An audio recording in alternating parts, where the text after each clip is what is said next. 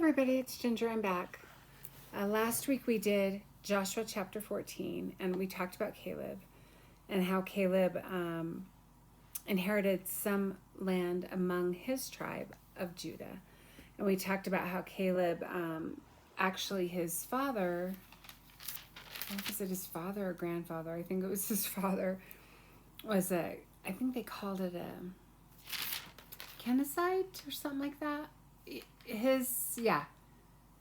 Kenizzite, and those were converts to Judaism, to the tribe of Judah. So, but Caleb was in this chapter 45 years old because they had been wandering around. Well, let me back up just a little bit. Maybe I can read the article or the sorry, I'm a little out of it. Okay, like in verse 7 of chapter 14, Caleb says, I was 40 years old when Moses, the servant of the Lord, sent me from Kadesh Barnea to spy out the land. And I brought word back to him as it was in my heart. Nevertheless, my brethren who went up with me made the heart of the people melt with fear, but I followed the Lord my God fully. Anyway, Caleb inherited some land of his own among his tribe of Judah. And Judah, remember, it's the tribe from which Jesus would eventually be born into. That's the tribe of Judah. Judah is the fourth son of Jacob. Well, and remember, in this land where Caleb is inheriting, there's still a few giants there, and he thinks that he can get rid of them. In verse 11, he said, I am still as strong today as I was the day Moses sent me. As my strength was then, so my strength is now, for war and for going out and coming in. Now then, give me this hill country about which the Lord spoke on that day. For you heard on that day that Anakim, the very, very, very large people, giants, were there with great fortified cities. Perhaps the Lord will be with me, and I will drive them out, as the Lord has spoken. So 85 years old or not, he's planning on driving those giants out that are remaining. And anyway, the next 5 chapters, is it 5, 15, 16, 17, 18, and 19? Yeah. They deal with discussing the boundaries of the lands given to various tribes. Now, in 15, we're going to, forgive me. In 15, we're going to talk about the lands given to Judah. And remember, Judah is Jesus' tribe that he will be born into. This is a little, don't give up now because these chapters are a little weird. You'd need a map. I'll try to post one in there in Facebook anyway. If you're the couple people who watch on YouTube, you'll have to Google your own map, but you need a map. So you'll need a map that it'll be like an Old Testament map of the Holy Land that shows the tribal allotments or the tribal boundaries of the 12 tribes.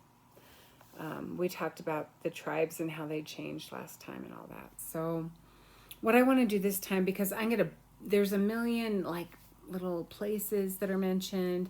I will butcher 90% of the names. So what I want to do is I want to go on my handy phone here, and I have an Audible app. I love Audible. And I had an English Standard Bible, but I went ahead and downloaded the New American Standard because that's the one I've been reading out of, although they are very similar. But this is a word-for-word translation, and I like it. When I was young, the NIV used to be really popular. It's not as popular as it used to be. Now, I studied it for years. My NIV Bible is completely worn out, but it's not my favorite.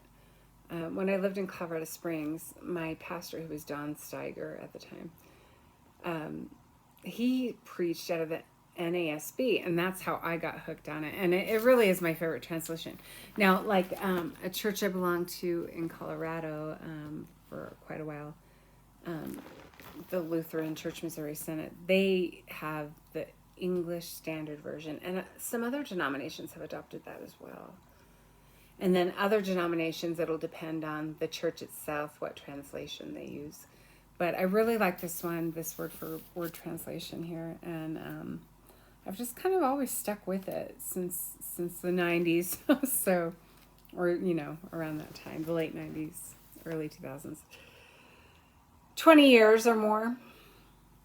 So anyway, what I want to do, I downloaded it on my phone. I downloaded the New American Standard Bible, and this is, it's put out by the Lockman Foundation, and it's read by, I can't tell if it's read by Dale. I can't read the last name, but I'm going to play it on Audible, chapter 15, and listen with y'all so that I'm not butchering these names, and it'll just be easier. We'll listen to as much as we can, but if I want to stop and discuss something, I will, and then we'll keep going. Because we studied Caleb last time, I don't know if I told you, but the word Caleb means bold. And he really was, wasn't he? Even at 85, he was completely bold. So anyway, let's stop. A lot of this is just kind of looking at the map and just kind of maybe stopping the video here and there and just looking at where you're at and seeing where the border of Judah is. And if you get a map that shows the lands of the 12 tribes, the territories of the 12 tribes, it'll be pretty easy to do that. It's just kind of getting a little geography. So let's go ahead, and I'm going to play this on my phone. It'll be different. Chapter 15. Now the lot for the tribe of the sons of Judah, according to their families, reached the border of Edom, southward to the wilderness of Zin, at the extreme south. Their south border was from the lower end of the Salt Sea, from the bay that turns to the south. Then it proceeded southward to the ascent of Akrabim and continued to Zin, then went up by the south of Kadesh Barnea and continued to Hezron, and went up to Adar and turned about to Karka. It continued to Asmon and proceeded to the brook of Egypt, and the border ended at the sea. This shall be your south border. The east border was the Salt Sea as far as the mouth of the Jordan, and the border of the north side was from the bay of the sea at the mouth of the Jordan. Then the border went up to Beth Hoglah and continued on the north of Beth Arabah, and the border went up to the stone of Boan, the son of Reuben. The border went up to Deber from the valley of Achor, and turned northward toward Gilgal, which is opposite the ascent of Adumim, which is on the south of the valley. And the border continued to the waters of Enshemesh, and it ended at Enrogel. Then the border went up the valley of Beth Hinnom to the slope of the Jebusite on the south, that is Jerusalem. And the border went up to the top of the mountain, which is before the valley of Hinnom, to the west, which is at the end of the valley of Rephaim toward the north. From the top of the mountain the border curved to the spring of the waters of Nephtoah, and proceeded to the cities of Mount Ephron. Then the border curved to Bela, that is Kiriath Jearim. The border turned about from Bela westward to Mount Seir, and continued to the slope of Mount Jearim on the north, that is Chesalon, and went down to Beth Shemesh and continued through Timnah. The border proceeded to the side of Ekron northward. Then the border curved to Shikharon and continued to Mount Bela, and proceeded to Jabneel, and the border ended at the sea. The west border was at the Great Sea, even its coastline. This is the border around the sons of Judah according to their families. Now he gave to Caleb the son of Jephunneh a portion among the sons of Judah, according to the command of the Lord to Joshua, namely Kiriath Arba, Arba being the father of Anak, that is Hebron. Now I think the part, if I understand correctly, I think the part that Caleb inherited among his tribe of Judah was the area that his father was from, and then his father's family became converts to Judaism and became part of the tribe of Judah, if I understand right. So we talked about, the territories of the tribe of Judah, which you can trace on a map. Please get a map. You can download one. You can print it on your printer or whatever. And so we discussed that. They're talking about the Salt Sea, which is the Dead Sea down south in Jerusalem, or in Israel. Down south in Israel, it's the Dead Sea. I floated in there. You got to go. If you get an opportunity, go. Caleb drove out from there the 3 sons of Anak, Shishai and Ahiman and Talmi, the children of Anak. Then he went up from there against the inhabitants of Debir. Now the name of Debir formerly was Kiriath. Okay, I probably should have stopped a few words ago, but Caleb took out those giants. He and his people took out those giants that were remaining, 85 years old, and he was determined to do it, and they took them. So now they're talking about another area. I'm going to go back 30 seconds. They're talking about another area, Debir, Debir, and Caleb is going to delegate that and offer his daughter's hand in marriage to whomever will take it. Around the sons of Judah according to their families. Now he gave to Caleb the son of Jephunneh a portion among the sons of Judah, according to the command of the Lord to Joshua, namely Kiriath Arba, Arba being the father of Anak, that is Hebron.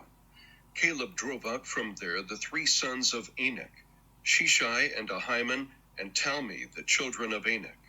Then he went up from there against the inhabitants of Debir. Now the name of Debir formerly was Kiriath Sepher. And Caleb said, the one who attacks Kiriath Sepher and captures it, I will give him Asha, my daughter, as a wife. Othniel, the son of Kenaz, the brother of Caleb, captured it. So he gave him Asha, his daughter, as a wife. Now it sounds like it was Caleb's nephew who took this city, and therefore Caleb gave his daughter to his nephew as a wife, so cousins marrying. Let's keep going. It came about that when she came to him, she persuaded him to ask her father for a field. So she alighted from the donkey, and Caleb said to her, what do you want? Then she said, give me a blessing, since you have given me the land of the Negev. Give me also springs of water. So he gave her the upper springs and the lower springs. This is the inheritance of the tribe of the sons of Judah according to their families. Okay, so the cousins get married. Caleb's nephew marries his daughter since he took that city, and Caleb's daughter encourages her husband to ask her dad for a field that will be their own, and he gives it to her. So her husband asks for the field, and Caleb gives it to them. And then his daughter herself asks for the water rights to the area, and Caleb grants her that as well. Now the cities at the extremity of the tribe of the sons of Judah toward the border of Edom in the south were Kabzeel and Eder and Jagur, and Kinnah, and Damonah, and Adadah, and Kedesh, and Hazor, and Ithnan, Ziph, and Telem, and Beloth, and Hazor Hadatah, and Kiriath Hezron, that is Hazor, Ammon, and Shema, and Maladah, and Hazor Gaddah, and Heshmon, and Beth Pelet, and Hazor Shual, and Beersheba, and Biziothia, Bela, and Eam, and Ezem, and Eltalad, and Chezel, and Hormah, and Ziklag, and Madmanah, and Sansannah, and Lebaoth, and Shillam, and Ain, and Rimmon, in all 29 cities with their villages.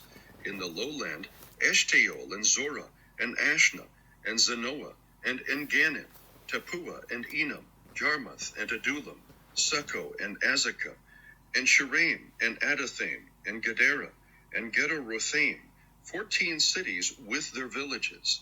Zenon, and Hadashah, and Migdalgad, and Daleen, and Mizpah, and Jothiel, Lachish, and Baskath, and Eglon, and Caban, and Lamas, and Chitlish, and Gederoth, Bethdagon, and Naamah, and Makkedah, 16 cities with their villages. Libnah, and Ether, and Ashan, and Iphthah, and Ashna, and Nezib, and Keilah, and Azib, and Mareshah, 9 cities with their villages.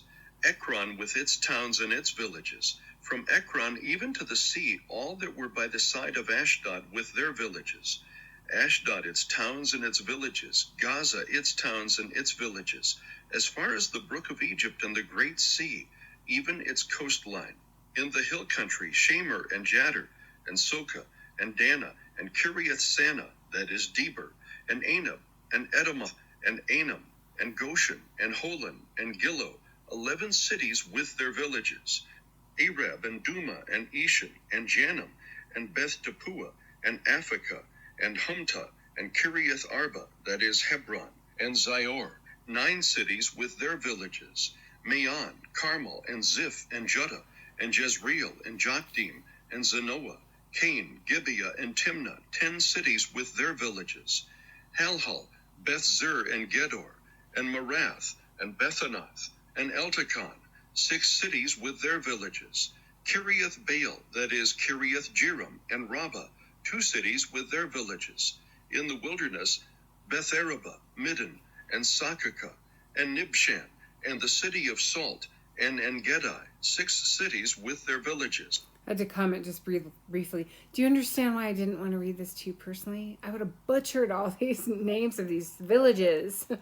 In verse 62, and Nibshan and the city of Salt and En-gedi, 6 cities with their villages. I just wanted to mention that because the city of Salt is Qumran. Like, you could go there today. I went to Qumran, and it's very cool because that's where the Dead Sea Scrolls were found. And I saw the cave where the Dead Sea Scrolls were found, but it was at a distance. But and it's very odd. I mean, I wouldn't want to go over there. I think I'd hurt myself just going around. But anyway, those hill valleys. But anyway, it's pretty interesting though to see it. And the Salt City is right there, Qumran. This Dead Sea's right there. I floated in the Dead Sea. It's super fun to do that. And you really float. You don't have to try. You just really float in there. And yeah, so that was, oh, and En-gedi. I've been to En-gedi. And En-gedi was super fascinating. And it was one of my favorite places that I visited in all of Israel. If you study the life of David, you'll know that before David became king, he was hiding from the king of Israel, who was Saul at the time. And Saul was trying to kill David. And David was hiding in all of these caves. He was hiding in different caves in the city of, or in the area of En-gedi. Well, you can go to En-gedi today. And it's, if you've studied that, the story of when David hid from Saul, and then you go to En-gedi personally, it's like your eyes opening. It was just amazing to me because there are caves everywhere. You know, you hear about David hiding in these caves, and you look out and you just see caves everywhere, and you can picture it. And you wonder, was he hiding in that one at one time? Did he go in that one? Did he go in that one? You know, it's fascinating.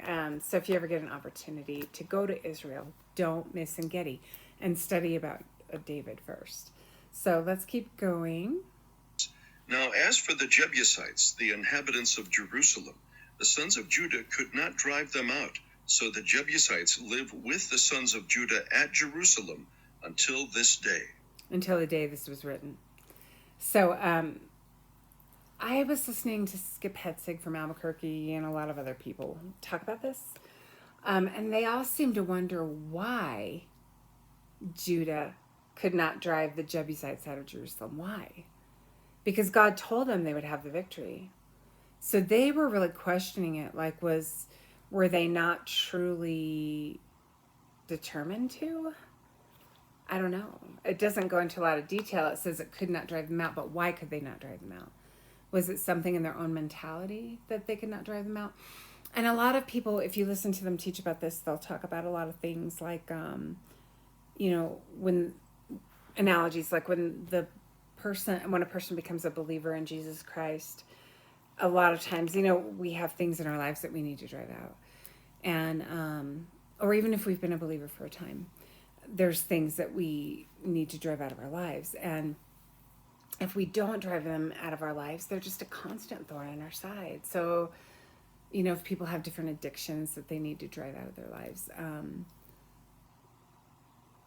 sometimes they won't really do it. Remember the 40 years that the Israelites wandered in Israel, or wandered in the desert. They were supposed to enter the promised land, but they just didn't do it. They didn't have a confidence or whatever. And there's a lot of things, especially like in our culture today, people don't want to drive out of their lives. The one that comes to my mind is homosexuality. People come up with every excuse in the world why they don't want to drive that out of their lives. And they think that it'll bring freedom, and that they're just, God made them that way. Well, God doesn't make, we're born sinners. So, but there's a lot of things like that we don't drive out of, people don't drive out of their lives. So it could be other things. It could be addictions. It could be all kinds of things that we need to drive out of our lives. So if we don't, like here it says, the Jebusites lived with the sons of Judah at Jerusalem until this day. They were stuck with these people that were not their friends, and Satan's a deceiver, and he might try to deceive us into holding on to things that we should be driving out. So it's just some analogies that, I've heard people talk about as they discuss this. Now, next time, I don't know, we might even do 16 and 17, but I really liked having somebody read this for me because of all the strange names of the different places. And we might do that again through chapter 19, just because, we're discussing territories, and it's quite, the pronunciations are quite odd for me. But anyway, let's end there. That was a short one. But, these things, even if if it kind of throws you off, just discussing the different places, don't let it discourage you. Just kind of glean from it what you can. Looking at maps, there was something I was going to mention to you. Remember the Jebusites, they're inhabitants of Jerusalem and around Jerusalem. That's what the Jebusites were, that they couldn't drive out. And, people are questioning that. I've heard, why couldn't they drive them out? But if we go back to Joshua had defeated the king of the Jebusites, though. He had defeated the king, but the people held on. The people underneath the king held on. Let's go back and look at that, because that happened a few chapters ago. So that happened in chapter 10. Hold on just a minute.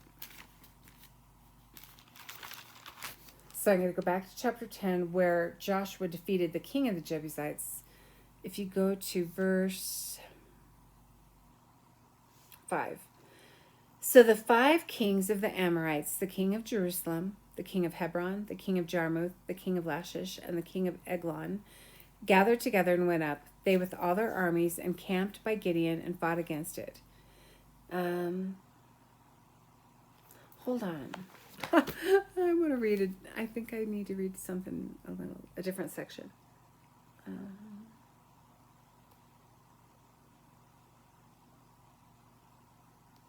Sorry, guys.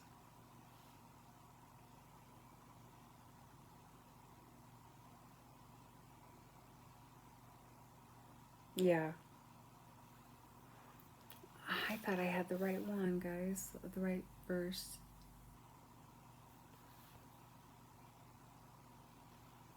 Huh. There were 5 kings, remember, that he was fighting.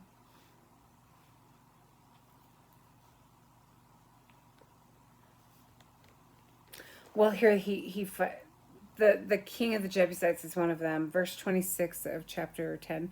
So afterward Joshua struck them and put them to death, and he hanged them on 5 trees, and they hung on the trees until evening.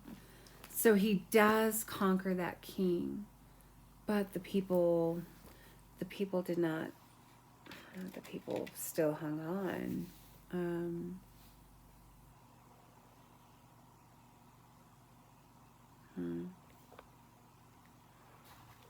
I thought I was reading the right thing to you. I guess I did, but I was thinking of something else.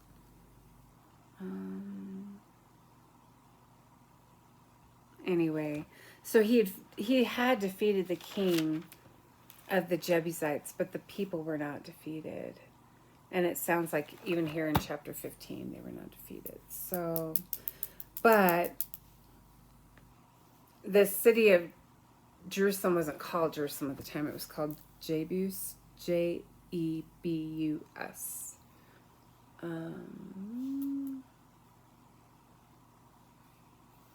Oh, and I wanted, here, I took a couple of notes. Let's just go through this before I leave you for another week.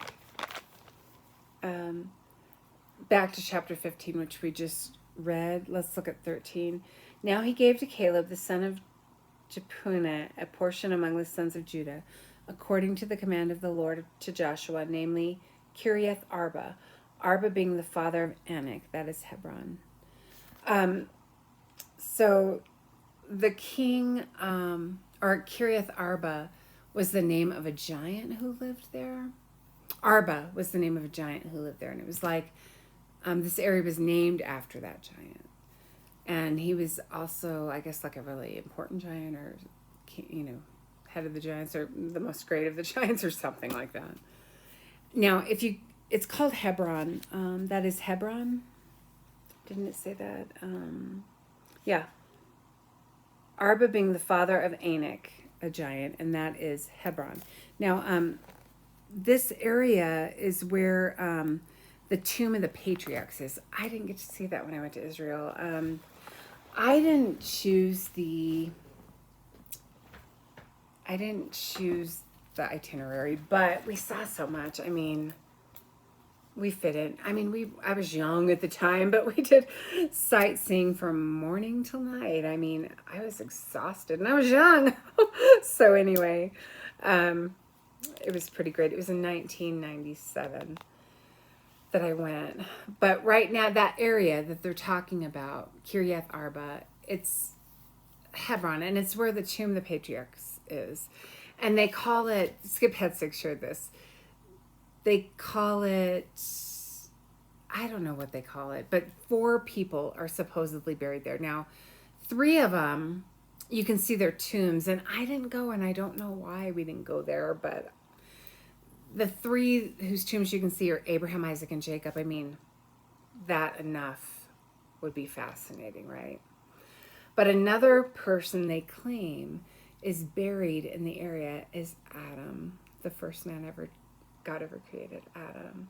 And I don't, Skip Hetzig said that's not confirmed, but I would believe that. It would make sense. So anyway, supposedly Adam is buried there too. So if and when I make it to Israel again, I'm going to go see the Tomb of the Patriarchs. I can't wait to see that. So anyway, I hope you have a wonderful week, and I'll talk to you later.